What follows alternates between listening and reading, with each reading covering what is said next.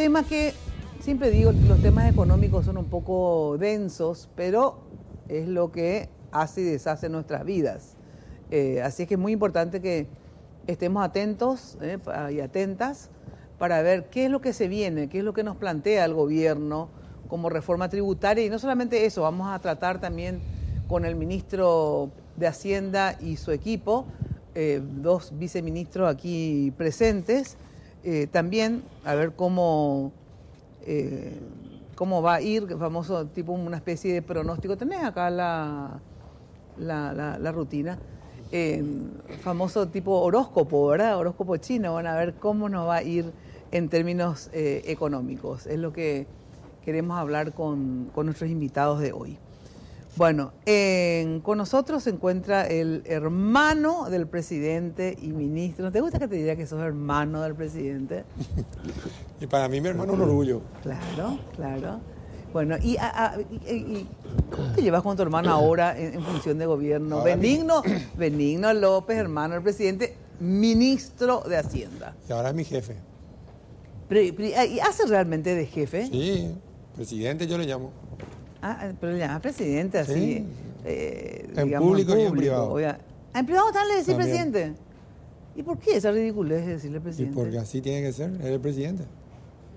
Hasta el 15 de agosto del 2023. Usted que a mí me parece, es lo mío que no sé, que ya mi papá, si es presidente, bueno, que ya en paz descanse. Y por trabajo, pues, para él y con él. Sí. Entonces, si yo no doy el ejemplo. No, pero todo el mundo sabe que sos su hermano. Ya no puede sé, tratar. pero... Bueno, pero y bien, hasta ahora no tuviste ningún entredicho así en el sentido de que vos le proponés tal cosa y él, sin embargo, no... No, pero ese no sería un entredicho, ¿verdad? Al final la última voz tiene él. Claro. Nosotros lo que hacemos desde Hacienda y desde los lugares que pueda es darle el mejor consejo que yo creo que es viable, pero el que tiene la experiencia política, la vida política, la visión política y el mandato constitucional de gobernar es él, y la última decisión es suya. En estos 8 meses, por ejemplo, Sí. de cosas que le has propuesto, ¿en qué porcentaje él estuvo de acuerdo y en qué porcentaje no? ¿Y qué pasó en ese...? No, nada no pasó. Generalmente estamos de acuerdo. Generalmente están de Sí. acuerdo. O sea, hasta ahora no se dio así. No se dio una discusión profunda o una cuestión De políticas diferentes. de políticas diferentes o de visiones diferentes. Es más, a veces cuando estamos, como suele llamar él, reflexionando, Sí. en la conclusión de la reflexión es avanzar en los procesos de reforma para tener un Paraguay mejor. Ahora, y tu relación de hermano mayor, ¿verdad? Porque sos el hermano mayor. Antes, ¿cómo era? O sea, ¿vos tenías como que autoridad sobre él o no? Porque yo, por ejemplo, soy la hermana menor y le mando a toditos mis hermanos. No, Pero ¿cómo es? Autoridad no, siempre tuvimos una muy buena relación. Pero prácticamente él se hizo solo, ¿verdad? A él agarró el problema familiar fuera del país, se quedó 2 años, tenía 16, 17 años ahí, y después se recibió allá en Estados Unidos, vino y dentro del año decidió hacer familia, abrió su empresa y le fue siempre bien. Es una persona que tiene mucho carácter y que tiene mucha visión de lo que él quiere, él sabe lo que él quiere. Entonces él juega a ese partido. Siempre tuvimos una buena relación. Y en relación al tema del estrés, ¿vos le ves a Mario, al presidente, o sea, te das cuenta que el gobernar pesa, o sea, en el sentido de que es una responsabilidad, digamos, difícil, o ¿cómo lo ves? Yo sé que pesa, ¿verdad? Gobernar es difícil, pero él tiene un carácter que hace que no se sienta o no demuestra lo difícil que es. Él siempre está con nosotros de buen carácter. Y en ningún momento te dijo, demostró así como que fatiga, No. nada. No. Claro, no vas a decir, porque yo no sé por qué no dicen de repente, porque uno lo ve. No, pero, de repente a Obama vos le ves cómo empezó y cómo terminó, por ejemplo. Bueno, pero cuando termine entonces vamos a hablar, pero, Bueno, pero recién somos recién nuevos. empieza, Somos sí, nuevos todavía. Son nuevos. Eso es 8 meses nomás. 8 meses nomás hace. Y parece que hace 1.000.000 de años. Así mismo. ¿Y por qué será? O sea, que nunca me pasó esto con los gobiernos, de que a los 8 meses, siempre me parecía poco tiempo y ahora me parece que hace no sé, 2 años que están en el gobierno. Sí. ¿A ustedes también sienten No la sé misma cosa? si no sé, bueno, yo tengo una situación especial, ¿verdad? Claro, porque para ya mí es venías. como que estoy hace 12 años Claro. en lugares de relevancia asumiendo responsabilidades, ¿verdad? Pero poco tiempo recién tenemos para Cierto. que se vean los efectos de la visión que tiene él, ¿verdad? Que tiene una visión transformadora y como toda transformación genera este obstáculo, resistencia y es un camino mucho más difícil que aquel de seguir haciendo lo mismo, ¿verdad? Él tiene una visión en la cual quiere poner al país en un lugar diferente con más bienestar para la gente. Su eslogan de campaña no es un eslogan nomás. Él está realmente preocupado porque la gente tenga mejor bienestar. Cuando vos decís obstáculos, resistencia, ¿te referías a qué? ¿En qué, por ejemplo, encontró obstáculos y resistencia? Y siempre todo tipo de transformación implica una... Pero ¿cuál transformación, por nosotros ejemplo? estamos planteando varias transformaciones, ¿verdad? Primero y fundamental, el compromiso institucional que él tiene, de tal manera de eliminar uno de los virus más importantes o más mortales que se tiene, que es el tema de la inseguridad, de la evasión del contrabando. Él tiene un compromiso muy fuerte, ahí lo ha demostrado en todo este tiempo. El otro compromiso que él tiene para ampliar de alguna manera el marco de previsibilidad de nuestro país es el de conformar o ayudar o ser un elemento de cambio en una transformación del Poder Judicial, buscando un Poder Judicial independiente y cada día más independiente, ¿verdad? Y después construir sobre lo que funciona, que es el funcionamiento normal y adecuado de la macroeconomía, de tal manera poder brindar a la gente una mejor calidad de servicios, ¿verdad? Y ahí, cuando hablamos de la cuestión macroeconómica, hablamos de los problemas transformacionales de educación, de salud, seguir manteniendo el ritmo de infraestructura de tal manera de acortar la brecha, la agenda digital que creemos que es importante para el futuro, y eso genera cierta resistencia, o sea, nosotros hemos presentado... ¿Y qué es lo que más generó resistencia por ahora? No, ¿qué es lo que hemos nosotros presentado al Congreso? Casi 18 proyectos de leyes, ¿verdad? Que tenemos que ya discutir y a tratar. Yo no digo resistencia, digo que la transformación, la gente por alguna razón, todos los seres humanos tenemos el convencimiento de que haciendo lo mismo vamos a tener resultados diferentes, y no es así. Entonces nosotros tenemos que hacer un proceso de fortalecimiento importante, o sea, llevar adelante este proceso de simplificación del proceso tributario. También generó un problema de una fuerte resistencia de la opinión pública y de personas afectadas, que al final del camino se fue de alguna manera aligerando la mochila, y hoy estamos casi un 95% de acuerdo en todo este tema. Discutir las leyes de antilavado van a ser también otro proceso importante, y es como que tenemos la obligación de dar cuentas de todo lo que planteamos a la ciudadanía al final del día, y que es todo para mejorar, ¿verdad? Pero son procesos que implican hacer cosas diferentes, tener un sistema tributario que va a permitir un compromiso, una fiscalidad para un desarrollo más integral, más inclusivo y más beneficioso para todos. Cuesta explicar cuando estamos todavía con un serio déficit en la calidad del gasto. Que es otro de los problemas que estamos enfrentando y que también estamos presentando propuestas de solución a la hora de hablar del gasto y de su calidad y su eficiencia. O sea, no es nomás sentarte y ver pasar tus 5 años de gobierno. Nosotros queremos dejar una imagen importante de transformaciones que reforman la vida de la gente. Eso, después vamos a profundizar sobre ese tema. Con nosotros Fabián Domínguez, viceministro de la Subsecretaría de Tributación. ¿Está bien así, Fabián? Yo siempre te cambio un poco los cargos acá, pero lo importante es que sos Fabián Domínguez siempre. No importa, mira, hablamos hace rato, ya nos conocemos, eso es lo importante, realmente es un placer, como siempre. Vamos a hablar de todo lo que estamos haciendo en materia tributaria, ya venimos remando hace rato. Sí. Hoy con una visión de transformación, una reforma que va a transformar, para mejorar justamente todo lo que tiene que ver con eso que vinimos haciendo bien desde hace buenos años, pero hoy ya el sistema tributario tiene más de 25 años. Podemos decir que está obsoleto en muchos, sin lugar a dudas, sin lugar a dudas. Entonces, para eso estamos trabajando. Abrazo partido realmente. Hoy tenemos ya el trabajo técnico culminado, ya esperando la indicación del ministro, del presidente, para esto llevar al Congreso. Humberto Colmán, viceministro de Economía. Gracias por estar. Buenas noches, Mina, Jenny, ministro. Fabián, a la audiencia da un cordial saludo. ¿Qué hace un viceministro de Economía? Bueno, el Viceministerio de Economía tiene a su cargo... No, quiero saber... no, ya sé, pero esencialmente digo que, a ver... Él hace casi todo. Todo lo que tiene que ver con la Vos política, firmás digamos. nomás, ya, ¿verdad, Benigno? Yo ya vengo con el trabajo, un gran trabajo, realmente, Sí. un gran trabajo de Fabián, Sí. de Humberto, de Oscar, que maneja la parte más difícil, que es la parte presupuestaria. Realmente la gente que hay en Hacienda es gente de primer nivel. Claro, pero Entonces, para que la gente entienda nomás la función más es... Nosotros miramos todo lo que tenga que ver con la política fiscal, tributaria, el proceso de endeudamiento público, la relación con los organismos multilaterales, el sistema de inversión pública. Estamos también en el monitoreo de empresas públicas en general, lo que es seguridad social, todo lo que tiene que ver con jubilaciones. Siempre una perspectiva de política, de análisis, de recomendaciones, de evaluación de impacto, de iniciativas parlamentarias y otros relacionados. Bueno, estamos con Jenny Domínguez, nuestra compañera de todos los lunes. ¿Cómo estás, Jenny? Buenas noches, Mina. El placer de saludarte y saludar a nuestros invitados. Les pedimos a nuestros televidentes que opinen sobre el tema que les traemos esta noche. Solo tienen que ingresar a nuestras redes sociales, @MinaFTV, nuestra cuenta de Twitter, y Mina Feliciangeli, nuestra cuenta en Facebook. Quiero agradecer a la gente de Joseph por cuidarme el cabello y a la gente de Segolén Baitinola por vestirme. Hoy tengo una blusa animal print, pero en tonos azules, donde predomina el azul, y esto sería marroncito, ¿verdad, Mina? Sí, claro. Sí, bueno, está muy de moda el tono animal animal print, así que vayan a Tinola Borbón para tiene su toda línea la variedad de del animal Segolén. print. Sí, tienen para todos.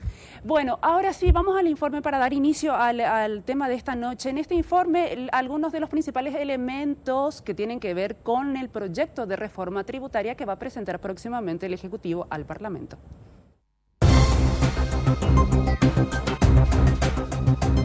El Gobierno Nacional presentará al Congreso en los próximos días un proyecto de reforma tributaria.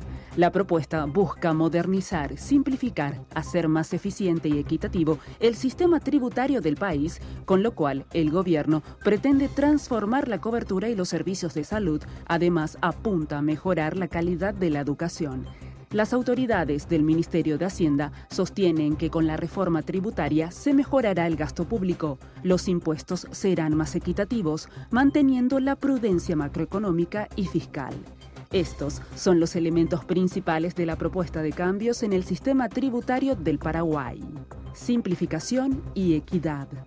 Con esta reforma se integra un solo impuesto a la renta de las empresas, con la fusión del IRASIS y el IRAGRO, simplificando y unificando el tratamiento de la distribución de utilidades y remesas. Se pretende un impuesto a la renta personal más equitativo, que gravaría las rentas del trabajo sin restricciones de deducciones de gastos personales y familiares, y que gravaría con una tasa uniforme las rentas del capital. Por otra parte, se contempla un impuesto a los dividendos, que consideraría el IRP y afectaría los tramos altos de ingresos, que se aplicaría al momento del pago de dividendos de las empresas a las personas. Modernización y formalización. Con esta reforma, el sistema tributario adoptará los estándares internacionales en precios de transferencia, estándares del Foro Global y del BEPS de la OCDE, y permitirá el intercambio de información con otras administraciones tributarias. También se aplicará el IVA a los servicios digitales. Habrá una revisión general de los impuestos selectivos al consumo, ampliando las tasas a productos que dañan la salud, como el tabaco, bebidas alcohólicas y azucaradas. Se incorpora una nueva categoría para que tributen bienes suntuosos como aviones, yates y automóviles de alta gama. También se discute la posibilidad de aplicar a vehículos usados y motocicletas por cuestiones ambientales y de salud pública. Se busca la creación del régimen de impuesto a la renta simplificado para pequeños contribuyentes, lo que permitirá facilitar la legalidad y reducir la informalidad. Por último, se fortalecerá el control de la administración para combatir la evasión tributaria.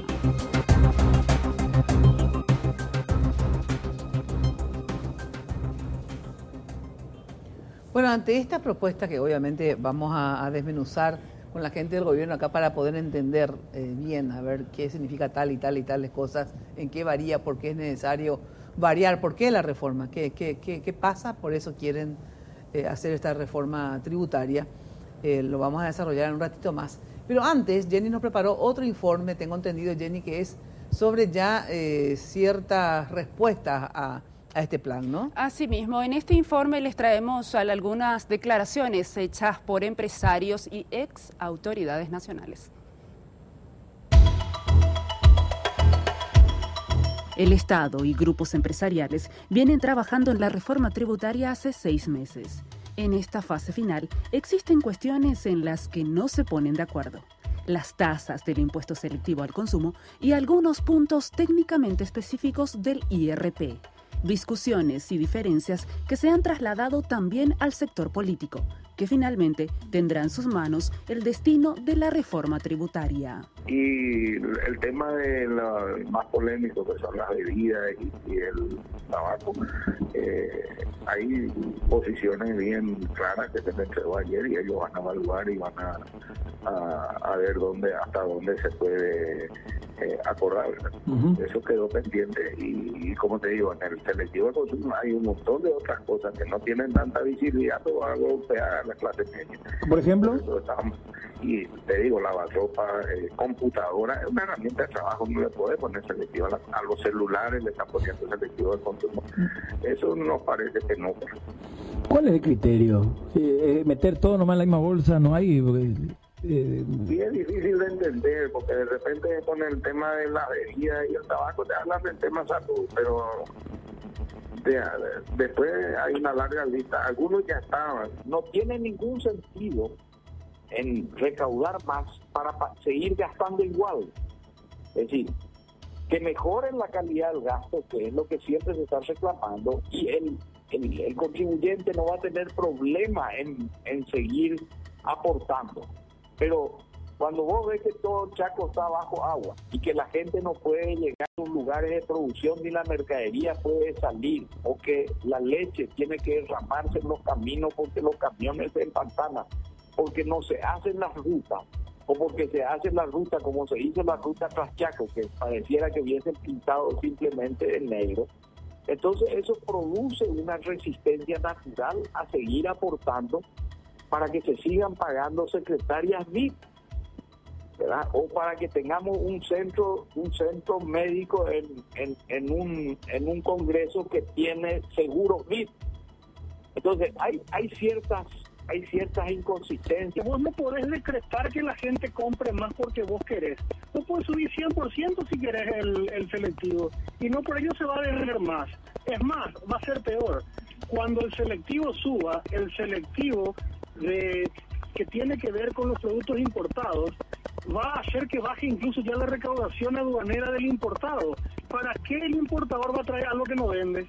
Si encima es más caro, va a dejar de importarlo, entonces ya va a caer la recaudación aduanera y por supuesto va a caer la recaudación de la venta al selectivo. Entonces, me parece que estas medidas están diseñadas por gente que no sale a mirar la realidad de nuestro país, que se tomen un minibús y vayan a Lambaré, vayan al Mercado 4, vayan a Luque, al interior, a Ciudad del Este, pregúntenle a la gente, a los actores de la economía real, cómo les está yendo.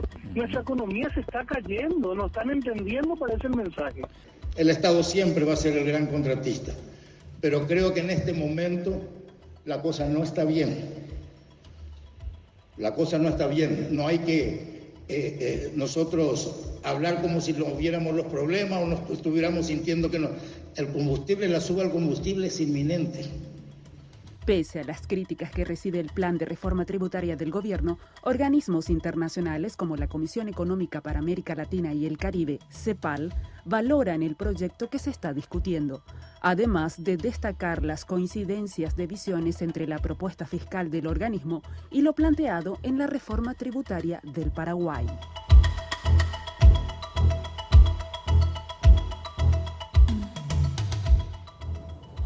Bueno, en línea general está bien el informe. Pregunto si nos metimos la pata en No, el informe está impecable. Está bien. Bueno.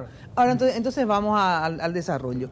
¿Por qué es necesaria esta reforma? Porque no solamente porque ya hace años que se hizo la última, que fue, ¿hace cuántos años realmente la última? Bueno, la última del 2013, pero fue un parche del sistema que viene desde el año 1991. Se hizo en el 2004 y en el 2013 tuvimos otra. Bueno.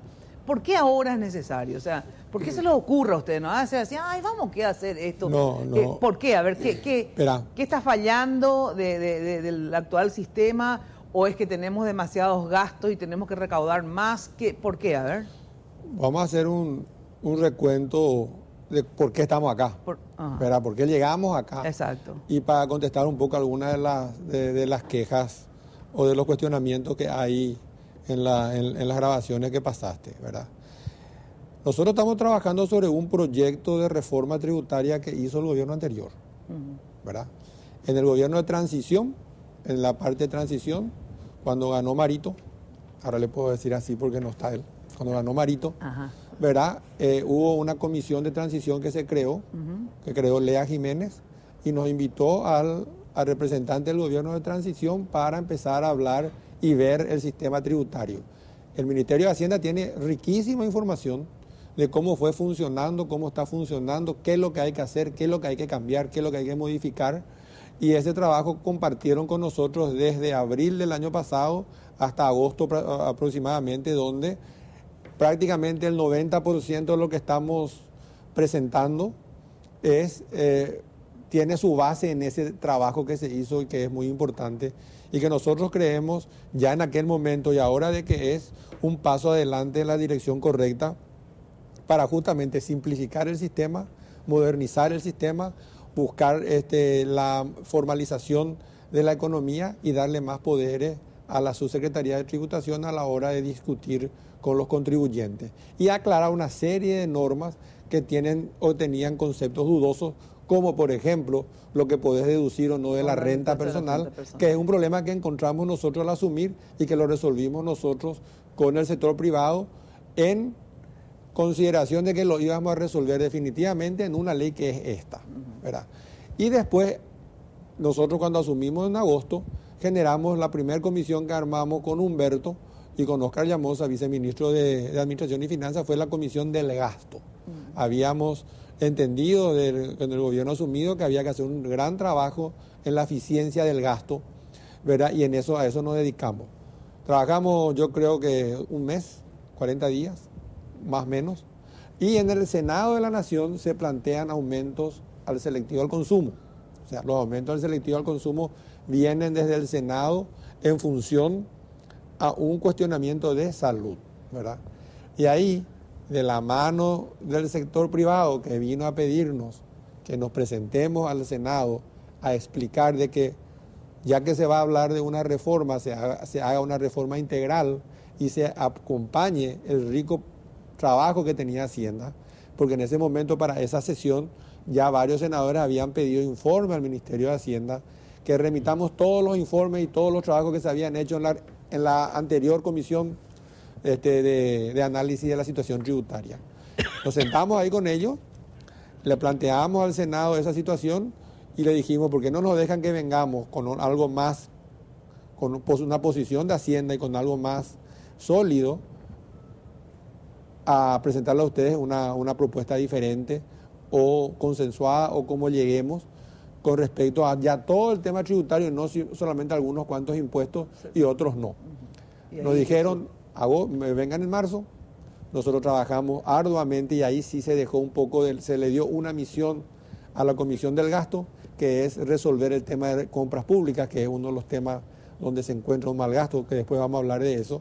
Y trabajamos casi 6 meses con ellos, se armó una subcomisión tributaria técnica y eso es la que avanzó con el borrador de ese trabajo de abril a agosto. Se avanzó muchísimo y es lo que estamos presentando nosotros ahora. Si vos no hablaras de tasa, si vos no te pusieras lo selectivo al consumo como es que se puso y nos fuimos nosotros como el tema fundamental de esta reforma iba a lo mejor correr sin ningún tipo de problema porque es una reforma muy importante y transformadora para la economía, más allá de su fuerza recaudatoria que pueda tener, porque lo que va a hacer es lo que dijiste en tu trabajo, es la modernización y la formalización del sistema, que es lo que perseguimos nosotros desde Hacienda.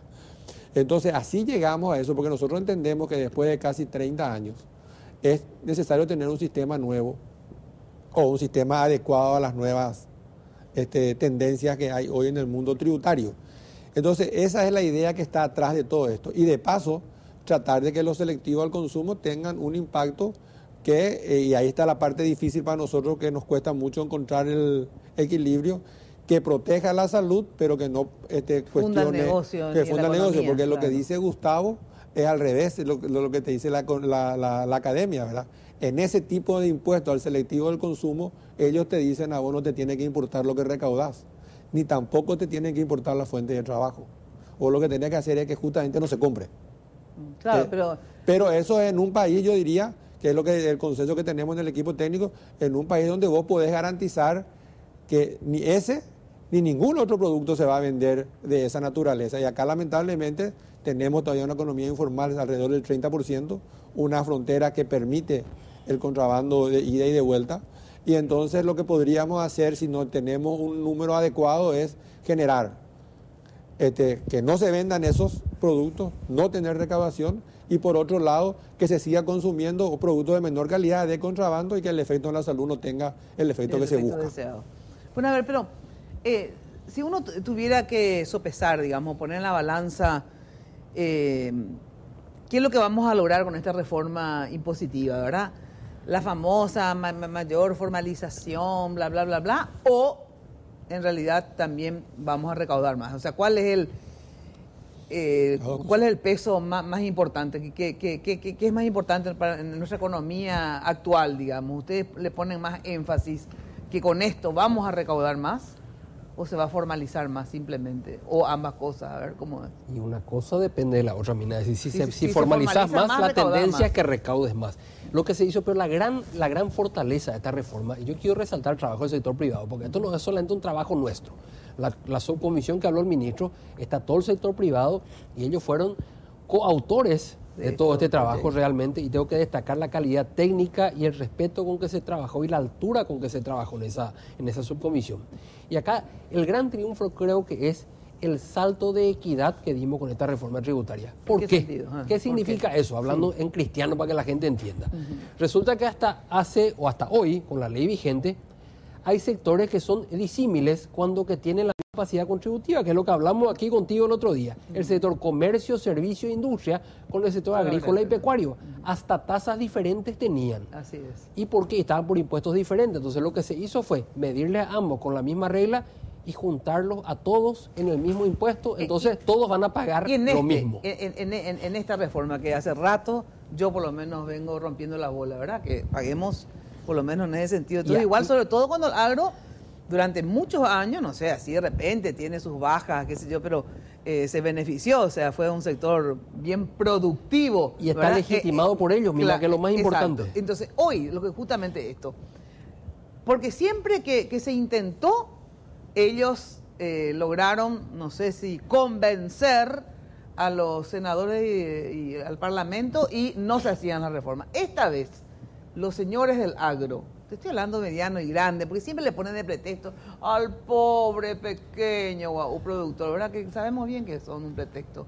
Esta vez, digamos, ¿aceptan que tienen que pagar igual que cualquier mortal o siguen creyéndose, no sé? Y Nobleza obliga a explicar que, y por eso empecé por ahí, ellos estuvieron sentados a la mesa, ellos contrataron un asesor tributario que se sentó a la mesa con nosotros y eso está legitimado por ellos. Está legitimado. Sin duda. Lo que, a ver, ¿qué querías decir? Quería responder un poquitito complementando lo que decía antes el ministro Mina, tu pregunta, ¿a dónde vamos a llegar con esto? Y quizás darle un poco de perspectiva histórica a la gente. En nuestro país, allá por el 2003, se enfocó en la estabilidad macroeconómica, lo conseguimos de una manera, luego con el IRAGRO en el 2013 fuimos expandiendo la base, formalizando, y hoy estamos en un momento en donde necesitamos poner a la equidad en el centro del sistema fiscal. Por eso hablamos de una reforma fiscal en el sentido de que necesitamos reorientar recursos del presupuesto, pero también generar más recursos para la educación y salud. Hemos tenido grandes avances. En la década del 90 solamente 1% invertíamos del presupuesto en educación, 1% nada más en salud. Hoy estamos en 4% en educación y 3% en salud, pero nos dicen que tenemos que estar en 7% en educación y 6% en salud, con lo cual son 6 puntos del Producto Interno Bruto que necesitamos en estos sectores, más o menos unos 2.400, 2.500 millones de dólares. Con lo cual, entonces, esta reforma fiscal lo que busca es posicionar el objetivo de la educación y la salud, entendiendo que estos son fundamentales para el capital humano. O sea, estamos proponiendo un nuevo sistema fiscal enfocado en el capital humano. Ahora, igual ustedes no me terminan de contestar así claramente. lo que en este momento el Estado paraguayo necesita recaudar más, y ya sé que la formalización es a la vez... Necesitamos las dos cosas. Yo te voy a contestar. Sí. El Estado necesita las dos cosas, como dice él. Primero necesita recaudar más. Ningún país, si que no le gusta a nadie escuchar, pues ningún país es viable con una carga tributaria del 10% como la nuestra, ¿verdad? Deberíamos llegar al 15%. Si hubiéramos planteado eso, entonces yo entiendo que se pudo haber dado lo que se dio como una resistencia tan grande a una reforma que realmente no tiene ese impacto en el tributo de la persona. No hay un aumento del 50% de impuestos acá. Acá no hay casi aumento de impuestos. Acá hay una redistribución de los impuestos, y hay aumentos en algunos sectores en busca de la equidad. Exacto. Y en busca de lo selectivo al consumo. Pero el 90% del paraguayo o más no va a sentir los efectos de la reforma, sino solamente en su consecuencia, que va a ser el fortalecimiento del capital humano. No, pero por eso quiero ir a la pausa y que me digan. Si es selectivo al consumo, quiero saber qué rubros, más o menos, en línea general, obviamente, son, porque ahí sí el consumidor va a sentir. No solamente el que representa o importa. Pero en ese caso, Mina, no hay aumento de impuesto inmediato. Vamos a explicar después, claro, pero no hay aumento de impuestos. Explican después, porque ahí sí, digamos, el impuesto selectivo al consumo, sí, en líneas generales se va a sentir. Y otra pregunta es, ¿qué sube, digamos? Porque no es que ninguno, porque si no van a hacer una reforma tributaria así. Ni un impuesto sube. O sea, ¿para qué entonces van a hacer la reforma tributaria? O sea, evidentemente hay ciertas subas. ¿Cuáles son? Me dicen luego de la pausa. ¿Hay aumentos o no hay aumentos? Porque se supone que si hacen toda una reforma es porque va a haber aumentos. En ese marco, Mina, hay una redistribución de cargas y, por tanto, a algunos se le pidió más sacrificio fiscal, que técnicamente hablando sí significa un aumento.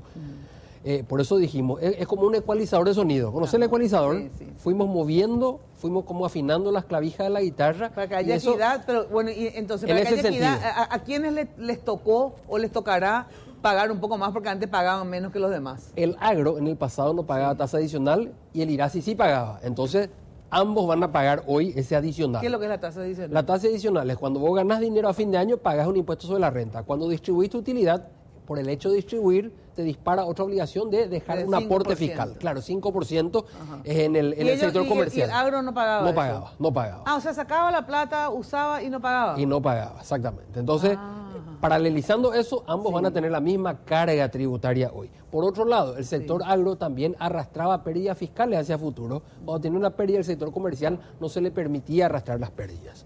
Entonces, lo que hicimos hoy es a los dos permitirles, en positivo y negativo, pagar esa tasa adicional ambos, y también arrastrar pérdidas ambos. Eso es lo que, digamos, la paralización de equidad. Pero también bajamos impuestos, Mina. ¿Y qué? ¿Cómo en qué?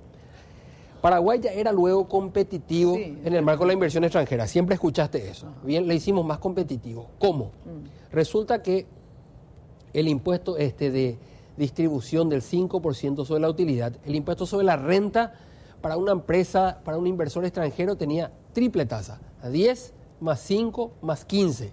Terminaba pagando casi 30. ¿Por qué 10 más 5 más 15? 10% cuando ganaba dinero, 5% porque distribuía su utilidad, y un 15% de retención cuando enviaba la plata al extranjero. Afuera. Entonces organizamos... Pero que tampoco el agro no tenía eso. No, hay empresas, digamos, multinacionales que invierten ahí también, pero porque está todo mezclado el agro. Resulta que esas empresas multinacionales que exportan agrocereales, ellas no pagan IRAGRO, pero pagan IRASIS. Entonces está todo mezclado un poco los tipos de renta. ¿En qué bajó entonces? ¿En qué bajó? Justamente. Los residentes en Paraguay van a pagar 10 más la tasa adicional. Sí, del 5. Los residentes en el exterior van a pagar 10 y la tasa adicional no van a pagar de distribución, pero van a pagar esa tasa de retención de utilidades. ¿De cuánto? ¿Del 15? Del 15%. Entonces, técnicamente, ahí podemos decir que le hicimos a Paraguay más competitivo, en el sentido que de esa tasa de casi 30% baja a 25% para la inversión extranjera. Entonces, con eso le damos la línea... Ahora, ¿vos te parece que...? Porque yo... O sea que en eso de bajarles, estoy de acuerdo con el agro, que tiene que ser equitativo, entonces va a entrar un poco también más de plata, ojalá el Estado necesita, sin lugar a dudas. Pero ese tema para los extranjeros, no. Usted que yo creo que ya es competitivo el Paraguay así como está. Yo no hubiera... Pero fíjate, bajado. mira que Las ahí tasas medias, en el mundo ha habido una competencia, digamos, por inversiones y entonces justamente también en los Estados Unidos hace hicieron unos ajustes. 3 años atrás hicieron una reforma fiscal. Estados Unidos tenía una tasa del impuesto a la renta del orden del 36%, ellos lo bajaron al 22%. En estricto rigor nuestra tasa baja al 22,5%, con lo cual lo que nosotros estamos haciendo de alguna manera es equipararnos. Por supuesto, hay otros factores más potentes, más importantes en la decisión de erradicar inversión extranjera en algún país, ¿verdad? Pero esto es uno de los elementos, entonces lo que estamos haciendo de una manera es nivelarnos. Y otro elemento de equidad importante, Mina, tiene que ver con el tratamiento de los dividendos, o sea, las ganancias que reciben las personas en su carácter de accionista de las empresas. Hoy día, con el sistema que tenemos IRP, digamos que la tasa efectiva del impuesto a estas ganancias era prácticamente cero, ¿verdad? Pero hoy día con la propuesta, al momento que la persona recibe esa ganancia en su carácter de accionista de una empresa, va a tributar un impuesto al dividendo de utilidad del 8% sin deducción.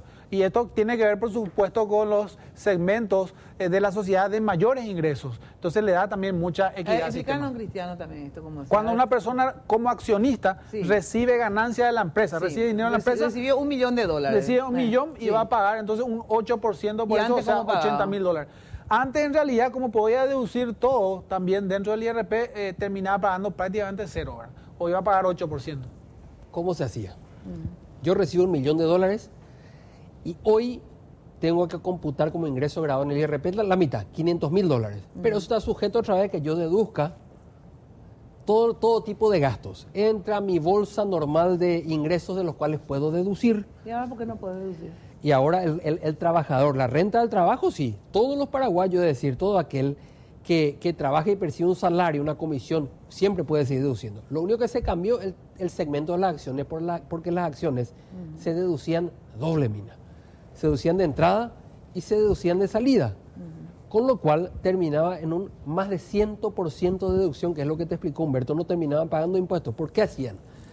Resulta que discrecionalmente el que tiene mucho dinero tiene la posibilidad de crear nomás una empresa. Entonces se creaban empresas, incluso empresas que no eran empresas mercantiles, eran empresas que alojaban activos, metía un portafolio de empresas, metía su dinero ahí, sacaba la acción, terminaba deduciendo todo. Es decir, había mucha discrecionalidad en ese sentido y terminaba el impuesto, digamos, no rindiendo nada por ese manejo que podía tener una persona que tenía muchos recursos para crear ese tipo de artilugios planificados. Claro, que me acuerdo que Lea había dicho eso, no era Lea, la que estaba en tu lugar. No sé quién es, no la conozco. Marta González. No la conozco.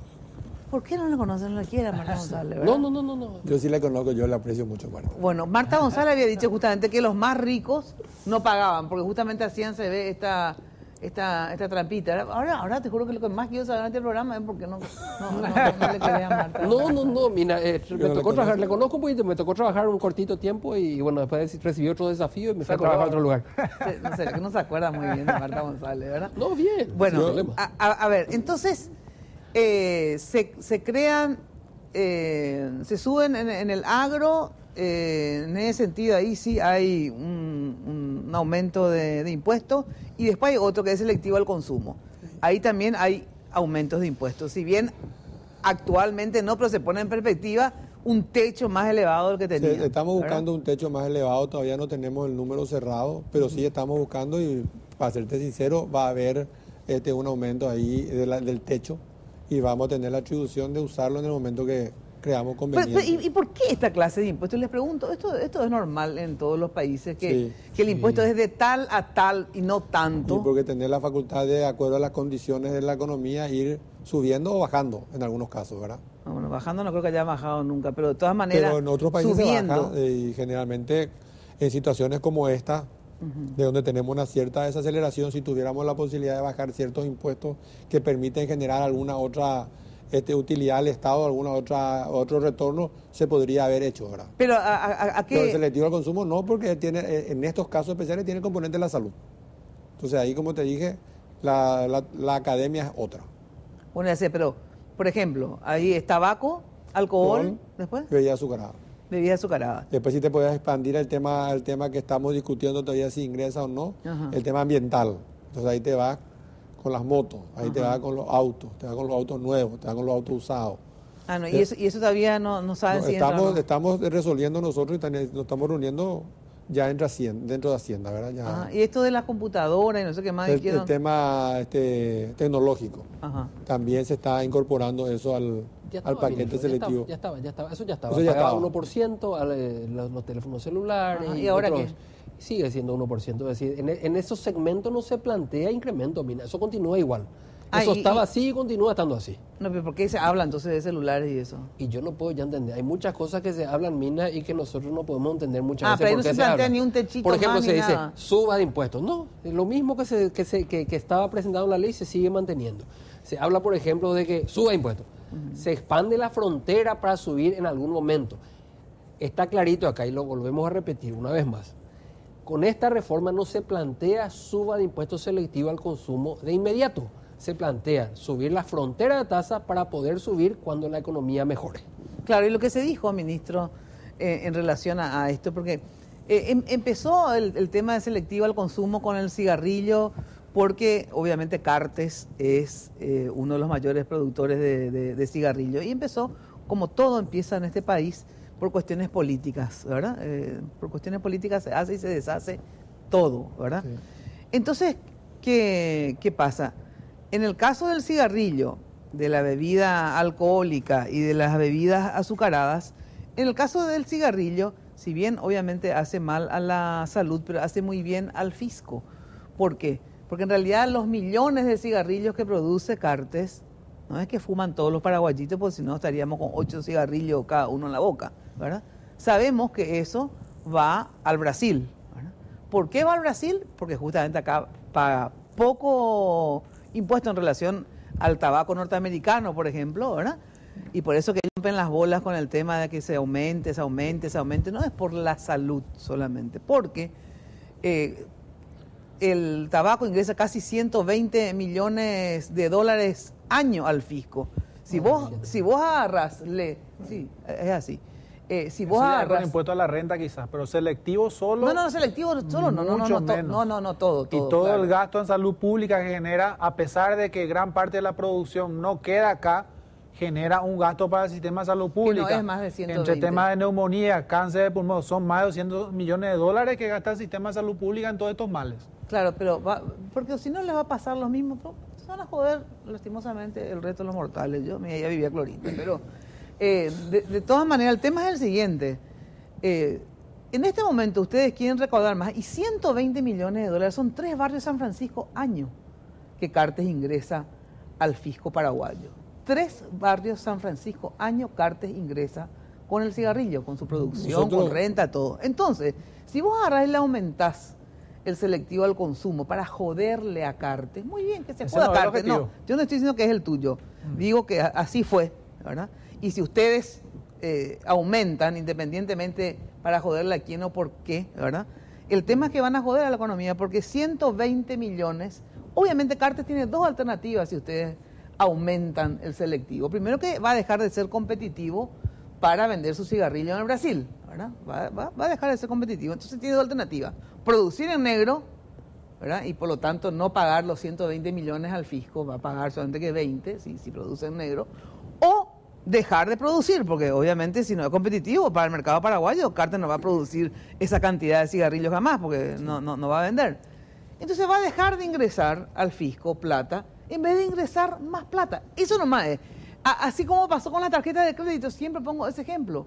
Cartes muy buena intencionadamente bajó el impuesto a las tarjetas de crédito. Bajó la tasa, perdón.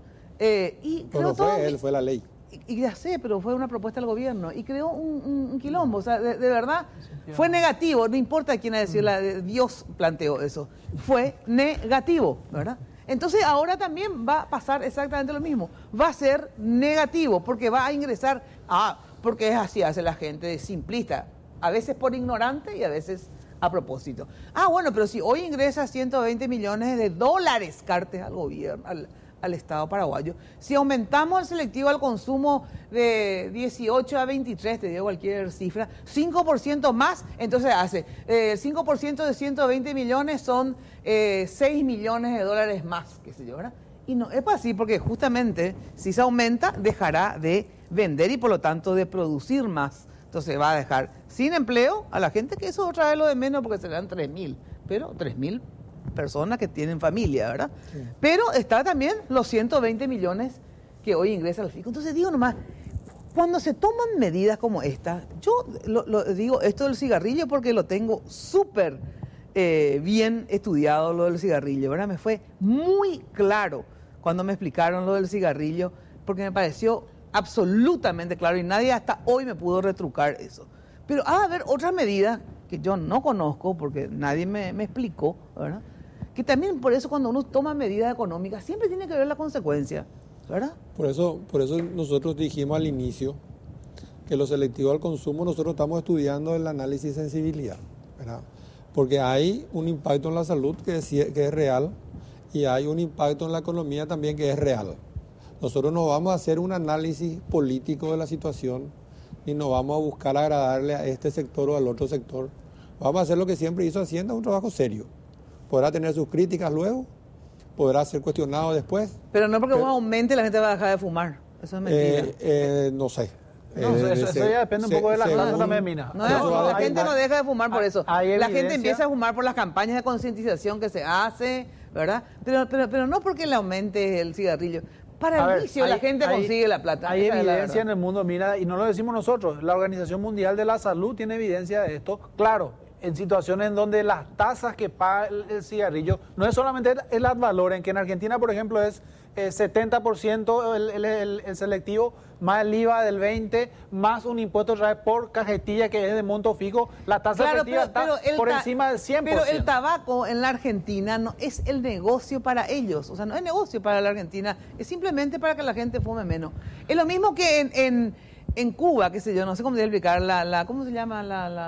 El ron, qué sé yo, ron cubano, ¿verdad? Sí. O sea, ellos algo que es negocio de ellos no le van a aumentar, ¿entendés lo que te digo? Y acá es un negocio que un ser de dos patas como es Cartes ponga 120 millones al Estado. Es un negocio. Pero yo mencioné el tema de las tasas, mira, justamente para hacerle ver a la gente también de que lo que se plantea acá son tasas que finalmente van a estar todavía muy por debajo de la región. O sea, va a haber todavía una diferencia de precios muy grande que tiene que ver con la diferencia de impuestos. Y ahí es donde vos tenés que, ustedes tienen que saber hasta qué punto es competitivo o no. ¿Entendés? Hay que ver hasta qué punto competitivo. Hasta ahora, porque de hecho le aumentaron a Cartes el impuesto al cigarrillo, igual siguió siendo competitivo, ¿verdad? Sí.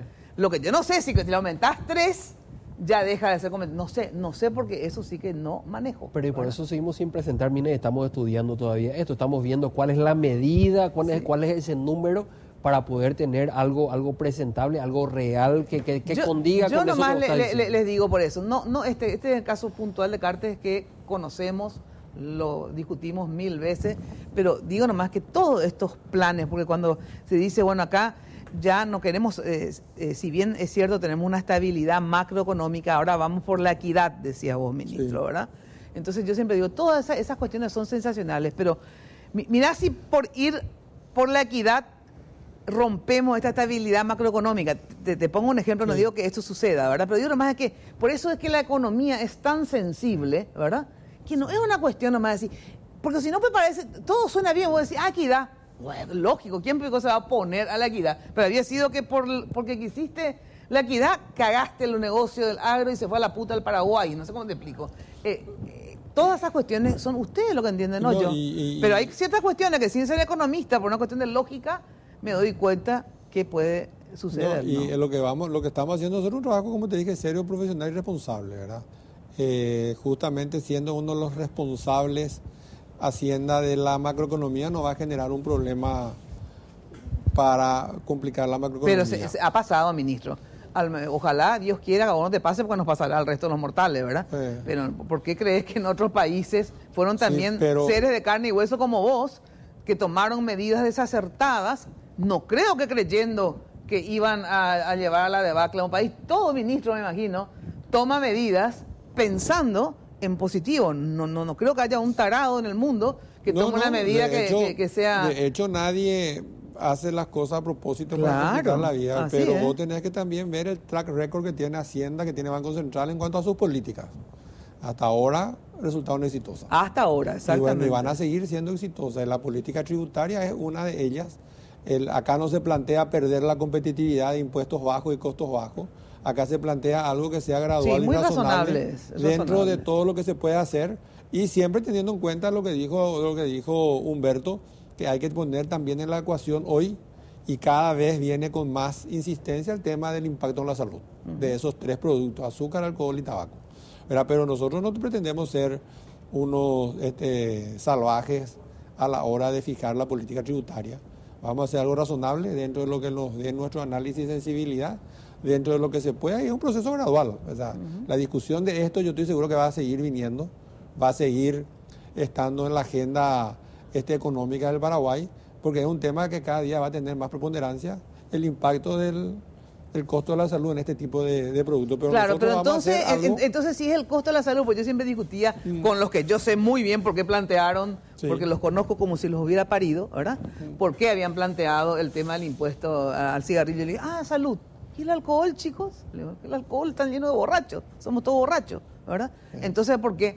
Y después, entonces no tuvieron otra alternativa que plantear. Entonces yo le digo, salud, entonces pongamos 100% de impuesto a la moto, porque nada en este país causa peores estragos al Estado paraguayo y a la gente que la moto. Entonces, no es solamente salud, porque si es por salud, entonces yo les desafío, moto 100% de impuesto. Pausa y volvemos.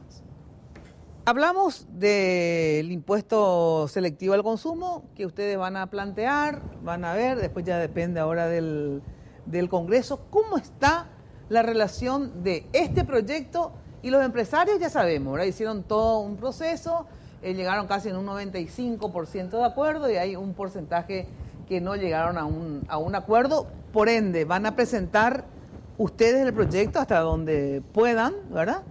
Y el resto queda ya en manos del Congreso. ¿Es así? Así mismo. ¿Y que lo van a presentar cuándo? Nosotros vamos a presentar, estamos terminando la exposición de motivos, estamos agregando un informe económico a la situación, estamos afinando estos números que creo que mañana vamos a tener ya que es hacia dónde vamos, ¿verdad? Estaríamos presentando, si no es el miércoles, el jueves. Justamente sobre ese tema que van a adicionar un informe económico, ¿verdad? Mucha gente, no mucha, pero alguna gente, dice, bueno, justamente en un momento de desaceleración de la economía, aumentar impuestos. Me imagino que hablan del selectivo al consumo, porque el otro no sé hasta qué punto, como es poco en el agro, digamos, solamente hace que sea más equitativo, ¿verdad? Pero no sé, a lo mejor también. ¿Hasta qué punto, digamos, estos impuestos que ustedes van a presentar pueden en realidad desacelerar más y a lo mejor no es el momento a selectivo al consumo? ¿Les entra algún tipo de duda o no? No existe esa posibilidad. De pronto, esto cuando esté vigente va a ser fin del 2020, 2021 recién. ¿Por qué? Y porque tiene todo un proceso, va a entrar la ley, sí, van a ponerse en vigencia seguramente a partir del 1 de enero. Del 2020, si es que se termina la discusión. Sí. Ahí va a tener tributación que hacer todo un proceso de adecuación tecnológica, documental, que va a tomar otra vez su tiempo. O sea, los efectos de esto se va a ver recién en 2020, fines de 2020, 2021. Fíjate, mira, que el énfasis no va a ser para esta coyuntura. Y como dijimos al comienzo, los tres, si vos me decís, borramos los aumentos al impuesto y llevamos el proceso al Congreso, nosotros estamos dispuestos a hacer eso, porque lo que está acá, el 90% que no se discutió públicamente, es lo que es rico en este trabajo que hizo el Ministerio de Hacienda con el sector. Todo lo que hablamos, la simplificación, la modernización, la formalización, la potencia a la subsecretaría de tributación, el adecuarse al arreglar el impuesto a la renta. Para nosotros son hechos importantes hacia la equidad. O sea, nosotros no vemos cómo esto puede ser un inhibidor, porque no lo presentaríamos si así fuera. Y mira, fíjate cómo el énfasis está puesto en los impuestos a la renta o a las ganancias. Entonces, ¿esto cuándo va a tener impacto? Claro, cuando haya ganancia. Va a tener impacto, claro, cuando haya ganancia en primer lugar, pero fíjate que las reglas entran a regir para el ejercicio 2020, pero el impuesto a las ganancias o la renta se paga cerrado ejercicio. O sea, en el 2021 recién se pagaría si hubiera ganancia, por supuesto. Si no hay ganancia, esto no tiene ningún impacto. Sí, solamente el selectivo al consumo lo que suele ser. Claro. Y el IVA casi no tiene cambio, así que eso va a continuar igual. Sí. El selectivo es el único que, digamos, tiene alguna, y ni siquiera un cambio inmediato, es una expectativa de suba supeditado a la que la economía mejore. El otro elemento que hace rato mencionábamos, Mina, que es muy importante, es el famoso arrastre de pérdidas, ¿verdad? Que solamente hoy lo tiene el sector agropecuario dentro del IRAGRO. Pero ¿qué significa eso para que la gente entienda? Si una empresa tiene pérdidas y bueno, eso le insume parte de sus activos, entonces va a poder en los siguientes ejercicios fiscales transferir esa pérdida y pagar menos impuestos. Pero ahora es así. Solo al sector agropecuario ahora. Uno paga los impuestos por adelantado, eso yo nunca tampoco entendí. No, eso anticipos. Anticipo de impuestos. Te digo. Entonces yo le digo a mi contadora, ¿y por qué yo voy a pagar, por ejemplo, el anticipo ahora? Me acuerdo que un año yo perdí plata en la radio, o sea, sí. Nos iba bastante mal económicamente. Y yo digo, ¿por qué me voy a pagar? Porque es impuesto anticipo. Pero si te fue mal, la ley prevé la manera de que no pagues ese anticipo. Si vos tenés una pérdida, la ley prevé la situación de que si hay algún tipo de situación específica de esa naturaleza, se pueden suspender uno o todos los anticipos. Eso también está previsto. Mira, yo me quiero ir un poco a lo que dijo Manuel Riera en las declaraciones ahí, que todos estamos de acuerdo con lo que él dice. Nadie quiere pagar más impuestos para más de lo mismo. Bueno, la fortaleza de nuestra propuesta, que es justamente, no es para más de lo mismo. Nosotros creemos que tenemos que hacer un gran esfuerzo financiero en el fortalecimiento del capital humano. ¿Qué es el capital humano? Salud, educación, protección social. Si nosotros no llegamos a esa gente de manera más eficiente y con más calidad, nosotros vamos a perder un gran elemento dinamizador de la economía también, que es justamente el capital humano. Según el índice del Banco Mundial, Paraguay tiene un índice del 0,53%, que implica del 0 al 1. O sea, que eso que implica 0,47 de la riqueza del capital humano estamos desperdiciando. ¿Por qué? Eso es porque no tenemos educación de calidad, no tenemos salud en la primera infancia, no tenemos protección social adecuada, tenemos un sistema de jubilación deficiente. Gastamos 40% de nuestro presupuesto de protección social en mayores a 65 años, gastamos 2% en menores de 5 años, debiera ser al revés. Y todo esto busca justamente hacer lo que Manuel no quiere que se haga, o sea, lo que Manuel quiere que se haga. Y lo que todos queremos que se haga, gastar de una manera diferente, más eficiente y en el fortalecimiento de ese capital humano que nos va a dar productividad, crecimiento y desarrollo. Claro, ahora, justamente eso, la calidad del gasto y la resistencia, decía Riera, a seguir pagando, que la gente se resiste a seguir pagando. Yo creo que efectivamente a la gente no le gusta luego pagar ni aquí, ni en Hong Kong, ni en ningún lado, digamos, ¿verdad? O sea, yo detesto pagar. Yo solamente pago, la verdad, porque soy una persona pública, sino seguro que iba a ser una pequeña evasora, pero no evado. Entonces ya me tengo que perseguirte. No evado solamente para poder putearla a usted de arriba, abajo, ¿verdad? Por algo se llama impuesto. Sí, exacto. No, pero hablando en serio, nadie nos gusta pagar el impuesto, ¿verdad? Pero obviamente es necesario porque si no tendríamos miles de cosas que tenemos. Pero justamente ahí en la calidad del gasto, ¿verdad? Porque si bien es cierto que hay evasión, por lo tanto hay que también, eso le iba a preguntar después, cómo combatir la evasión, porque no solamente hay que recaudar más aumentando algunos impuestos, haciendo más equitativos, sino que también combatiendo la evasión, digamos. Entonces quiero saber si hay algún plan, digamos, para eso, ¿verdad? Pero el tema de la calidad del gasto, y entonces todo el mundo hace énfasis que es correcto, ¿verdad? No, y pues vamos a destinar más a la educación, más a la salud. Pero ¿qué pasa con la clase media y alta? Que es la que más aporta así directamente, porque si bien todos aportan, porque el IVA, digamos, es un impuesto el IVA es lo que más aporta, claro, el 60%. Que pagan todos, ¿verdad? Un impuesto que todos pagan. Lo que no está bien. Después está el otro impuesto que si uno saca lo así, de tu bolsillo la chequera, ¿verdad? Que es horroroso, bueno. ¿Y qué pasa? Y esa gente, ¿qué es lo que tiene a cambio? ¿Verdad? Hay que ver también de la calidad del gasto, que la gente de clase media y alta, ¿en qué es lo que el Estado le puede beneficiar también, verdad? Y, por ejemplo, hay un elemento que, porque la gente de clase media y clase alta no le envía a su hijo al centro de salud porque tiene medicina privada, ¿verdad? No le envía al colegio público. Entonces, en síntesis, paga para los demás, no paga para sí, ¿verdad? Entonces, ¿qué, por ejemplo, puede ser? El tema de la seguridad, por ejemplo, ¿verdad? Seguridad sí es algo que le beneficia absolutamente a todos y sobre todo a la clase media y alta necesita de seguridad. Entonces yo le pregunto, ¿en qué, por ejemplo, vos le podés decir ahora al empresario que va a mejorar la calidad del gasto? No solamente de que las famosas secretarias VIP y todas esas cosas que la verdad que a veces te da un poco de rabia, ¿verdad? A pesar que yo soy partidaria de que los funcionarios de medio y alto tienen que estar bien pagados, porque si no, un tipo capaz como ustedes no van a trabajar para el Estado, se van a ir todos al sector privado porque ya tienen derecho a ganar más, ¿verdad? Y el sector del Estado se va a quedar con toda la gente mediocre para abajo, el que no consigue en el sector privado. Pero ¿qué uno puede hacer para mejorar el gasto y que a la vez ese sector que aporta y que no le gusta pagar sea beneficiado? ¿En qué, por ejemplo? Mira, exactamente lo que vos dijiste. Nosotros estamos trabajando en 3 aspectos en cuanto a la calidad del gasto, para después darte la consecuencia de esa calidad del gasto, ¿verdad? Sí. El proceso de compras públicas tenemos que ser más eficientes. Estamos terminando un decreto y estamos trabajando en un fortalecimiento de la Dirección General de Contrataciones que va a generar ahorros del 10% aproximadamente de lo que compra al año. Un proceso de compra de $4.000 millones al año. Ahora va a poder comprar lo mismo en 3.600. En 3.600, ¿verdad? ¿Por qué? ¿Qué pasaba con ese 10%? Y ese 10% se hacían procesos que no eran del todo eficientes. No había una planificación adecuada. Era un proceso muy complejo. Por eso a veces también se compraba cosas que después no se usaban. Pero no se planificaba, o sea, venía uno, compraba y venía el otro y dejaba de usar lo que se compró y compraba de nuevo también. Exacto. Se hacían procesos con muy corto tiempo de publicidad, lo que hacía que no haya una oferta adecuada para el precio sea bajo. O sea, estamos tratando de resolver eso con Pablo Seitz en un decreto nuevo que va a permitir una mayor eficiencia. Ese es un lugar donde tenemos que trabajar. El otro es el sistema de protección social, que no hay. Entonces, razón por la cual se ha creado el Ministerio de Desarrollo Social, para que todos los programas sociales estén ideados como sistema. Un sistema de salud, como es no salud.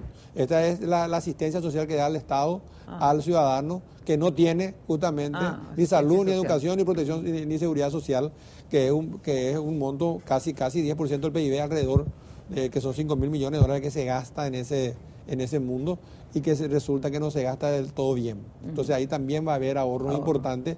Y el otro tema, el más importante para la eficiencia y la calidad de la gestión, es justamente cómo el Estado paga a sus funcionarios. Así como vos decís, de media tabla para abajo, donde no hay necesidad de capacitación, estudio, maestrías, doctorados, experiencia, el Estado paga muy bien. Más bien que el sector privado. Y paga 2 a 3 veces más que lo que paga el sector privado. Y en los lugares donde le tengo que tener a gente como Humberto o Fabián, paga 2 o 3 veces menos de lo que el sector privado. Entonces, si no tiene un sentimiento patriota, posiblemente la primera oferta importante que tengan se me pueden ir, porque tienen el legítimo derecho de buscar, tienen familia, tienen hijos, tienen todo, ¿verdad?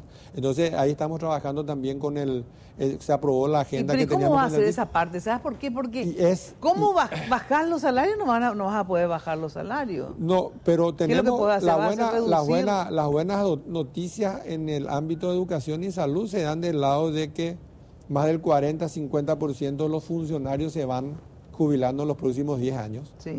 Entonces la idea nuestra es generar un nuevo sistema de ley, una nueva ley, ya sea en el estatuto docente, ya sea en el sector público, que permita ir incorporando a las personas con mayor capacidad, con mayores habilidades y donde tengamos un presupuesto acorde a esas capacidades, a esas responsabilidades.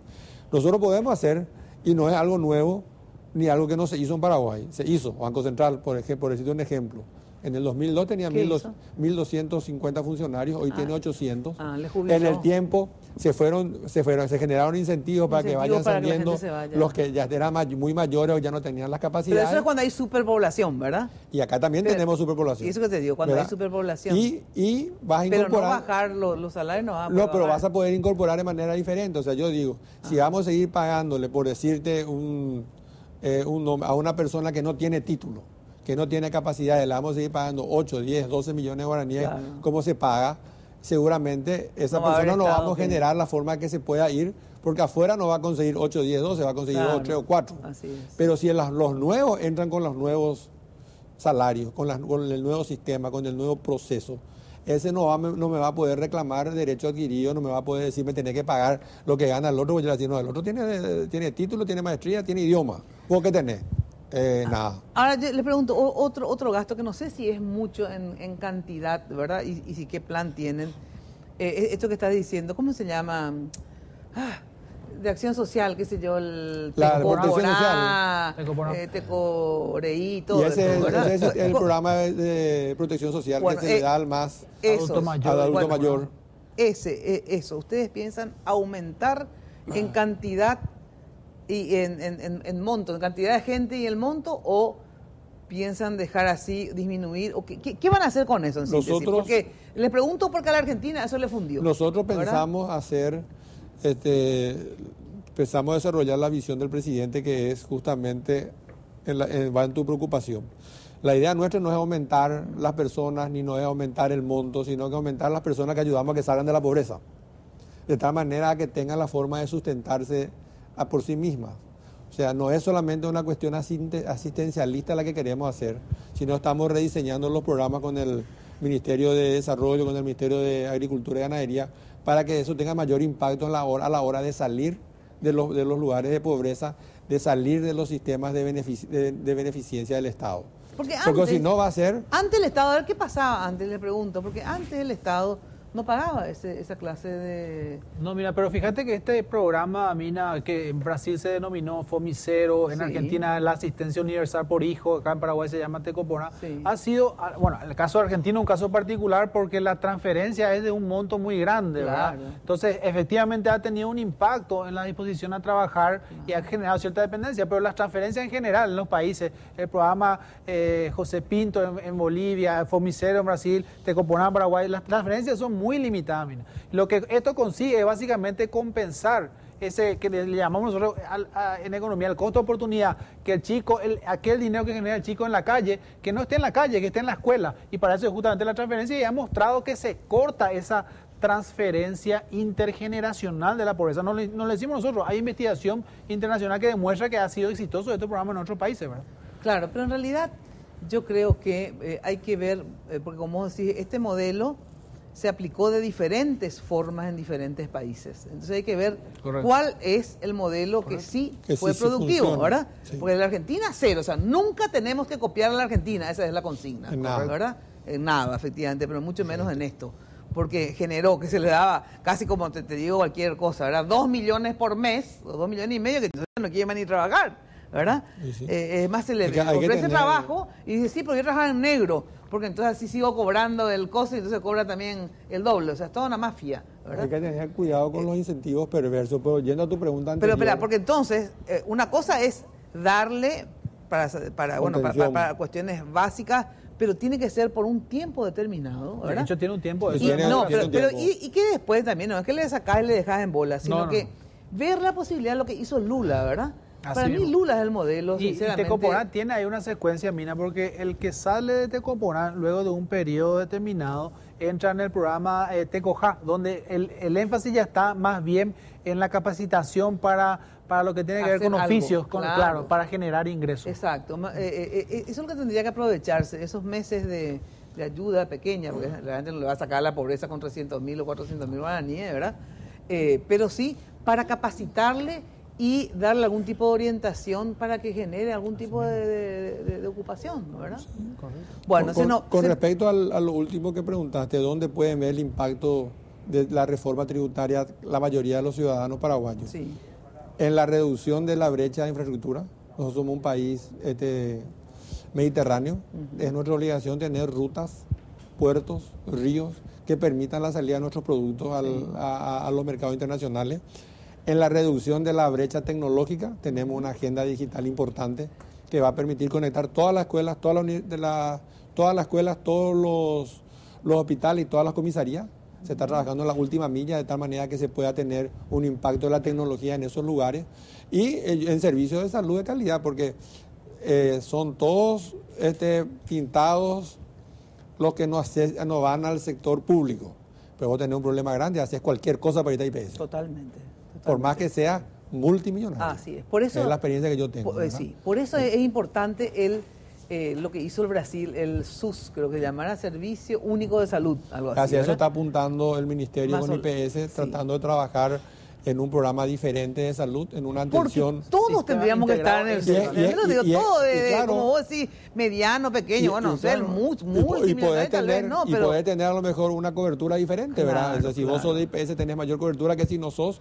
Y la competencia que tiene IPS con el Ministerio de Salud genera pérdida del 30% del presupuesto, ¿verdad? Claro, porque si yo voy a hacer un hospital de IPS enfrente a un hospital del Ministerio de Salud, ¿para qué? Claro, si casi mi pero ya recursos está luego son los mal mismos. el IPS, ¿en qué sentido? De no permitirle a todo el mundo a que se asocie. Todo el mundo tendría que tener el derecho a tener la salud del IPS, pagando, obviamente. Claro, pero no tanto prohibido. Sí, no. O sea, solamente los empresarios no pueden. Porque, bueno, pero empresarios, es para el trabajador. Yo, por ejemplo, pero tenés que incluir al pequeño. En Francia, en Brasil, en todos lados. Y hay que hacer una gran reforma de IPS en cuanto a su carta orgánica, sumado a una gran reforma de la seguridad social. Claro, porque está para el seguro, sí.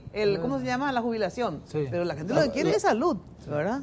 Y vos sabés que en la medida que va llegando a nuestra edad, la gente también ya quiere jubilación. Sí, también, pero yo te juro que... Cuando se da cuenta de que llegar salud te salva, IPS te salva. No, por favor. Vos podés criticar todo lo que quieras, sí, pero cuando es de vida o muerte, IPS te salva. No tenés que vender todo lo que hiciste durante 60 años. Y que ya no va a recuperar más. Así es. Y a eso apuntan los recursos de esta reforma fiscal. Justamente a una salud de calidad. Un sistema integrado en el sentido de que todas las instituciones que proveen servicios de salud de alguna manera estén coordinadas e integradas, en el sentido de que la cobertura esté bien definida y las unidades de salud familiar son un elemento central ahí que tiene que ver con la medicina preventiva justamente y es uno de los objetivos de esta propuesta. El problema de Mina no es afectivo, es efectivo y para eso necesitamos recaudar. Sí, yo estoy de acuerdo con ustedes que hay que recaudar, porque todo el día nos quejamos de que falta educación, falta salud, falta, y obviamente, y lógico que falta, si no tenemos la plata va a seguir faltando.